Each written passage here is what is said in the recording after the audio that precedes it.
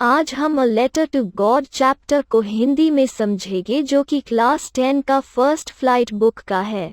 इस लिखा गया है जी.एल. फुएंटेस। ये कहानी जिसमें में लेंचो नाम का व्यक्ति है जो मुसीबत में पड़ जाता है और वो भगवान की ओर अर्थात आसमान की ओर देखता है, भगवान से धन भेजने के लिए एक पत्र लिखता है। फिर लेंचो को एक पत्र मिलता है जो भगवान की ओर से होता है। इस पत्र में कुछ धन भी होता तो क्या लेंचो भगवान को धन्यवाद देता है कि नहीं? Hello, welcome to trends education point English class. तो आज की क्लास स्टार्ट करते हैं। A letter to God. उस पूरी घटी में वो अकेला घर एक नीची पहाड़ी के चोटी पर स्थित था।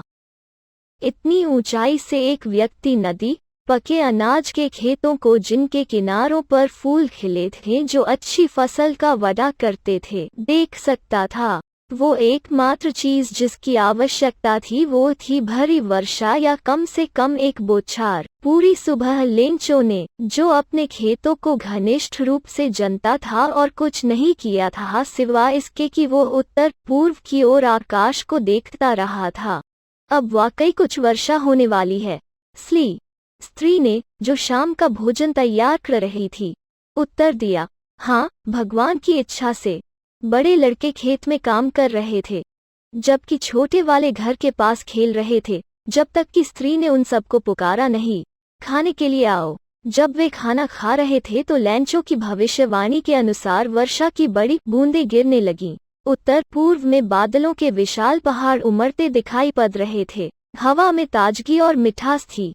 लेंचो वर्षा के बूंदों का आनंद अपने शरीर पर महसूस करने के लिए बाहर निकल गया और जब वो वापस लौटा तो चिल्लाया, आकाश से यह वर्षा की बूंदें नहीं, नए सिक्के बस रहे हैं। बड़ी बूंदें 10 सेंट के सिक्के हैं और छोटी 5 के। संतुष्टि के भाव से उसने फूलों सहित पके अनाज के अपने खेतों को वर्षा के आवरण में लिखते हुए देखा। अचानक तेज हवाएं चलने लगी और ओले पड़ने लगे।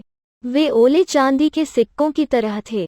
लड़के भीगने की परवाह किए बिना जमे हुए उन मोतियों को एकत्र करने के लिए बाहर दौड़ गए। यह तो वाकई बुरा हो रहा है। मुझे आशा है ओले गिरने जल्दी बंद हो जाएंगे, लेंचो चिल्लाया। परंतु ऐसा नहीं हुआ। 1 घंटे तक ओले हर और गिरते रहे। घर पर, बाग में, पहाड़ी के आसपास, अनाज के खेत पर, पूरी घाटी में। खेत सफेद हो गया जैसे उस पर नमक की परत चढ़ गई हो। पेड़ पर एक भी पत्ता नहीं बचा। अनाज पूरी तरह नष्ट हो गया। पौधों पर से फूल गायब हो गए। लेंचो की आत्मा दुहक से भर गई। जब तूफान थम गया तो वो खेत के बीच में खड़ा हो गया और अपने बेटों से बोला, टिड्डियों का आक्रमण किया छोड़ता, ओलों ने तो कुछ भी नहीं छोड़ा।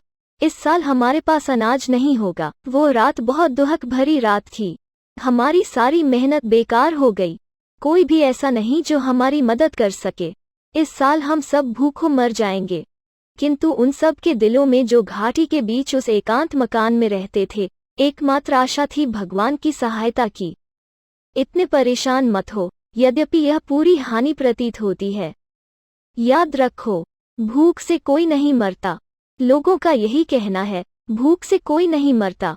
पूरी रात लेंचो एक ही आशा के बारे में सोचता रहा, भगवान की आशा जिसकी आंखें, जैसा कि उसे बताया गया था, सब कुछ देखती है, यहाँ तक कि उसे भी जो व्यक्ति की आत्मा के अंदर होता है। लेंची सान जैसा व्यक्ति था जो खेतों में जानवर की तरह काम करता था, किंतु फिर भी उसे लिखना आता था। आने वाले रविवार को दिन निकलते ही उसने एक पत्र लिखना आरंभ कर दिया जिससे वो स्वयं शहर लेकर जाएगा और डाक में डाल देगा। यह भगवान के नाम पत्र से किसी प्रकार भी कम नहीं था। हे भगवान, उसने लिखा, अगर तुम मेरी मदद नहीं करोगे तो इस साल मेरा परिवार और मैं भूखों मर जाएंगे। फसल को फिर से बोने के लिए और अगली फसल आने तक जीवन यापन के लिए मुझे 100 पिसौच की जरूरत है क्योंकि ओलों के तूफान। उसने लिफाफे के ऊपर लिखा, भगवान के लिए, उसके अंदर पत्र रख दिया और अभी भी दुखी शहर चला गया। डाकघर में जाकर उसने लिफाफे पर टिकट लगाया और उसे डाक के डिब्बे में डाल दिया। कर्मचारियों में से एक जो डाकिया था और डाकघर में सहायता भी करता था, खूब हंसता हुआ अपने बॉस के पास गया और उसे भगवान के नाम का पत्र दिखाया। डाकिये को अपने पूरे पेशे में भगवान का पता नहीं मालूम हुआ था। मोटा, अच्छे स्वभाव का पोस्टमास्टर हंस पड़ा किंतु तुरंत ही गंभीर हो गया और पत्र से मेज को ठक ठक करते हुए बोला, वह क्या विश्वास है। काश मेरा भी भगवान में ऐसा ही विश्वास होता जैसा कि पत्र के लेखक का है। भगवान के साथ पत्र व्यवहार। लेखक के भगवान में विश्वास को डिगाने के लिए पोस्ट मास्टर ने एक उपाय सोचा, पत्र का उत्तर दो। किंतु जब उसने उसे पत्र को खोला तो यह स्पष्ट था कि पत्र का उत्तर देने के लिए उसे सद्भावना, कागज, स्याही से अधिक किसी और चीज की जरूरत थी। किंतु वो अपने फैसले पर अडिग रहा।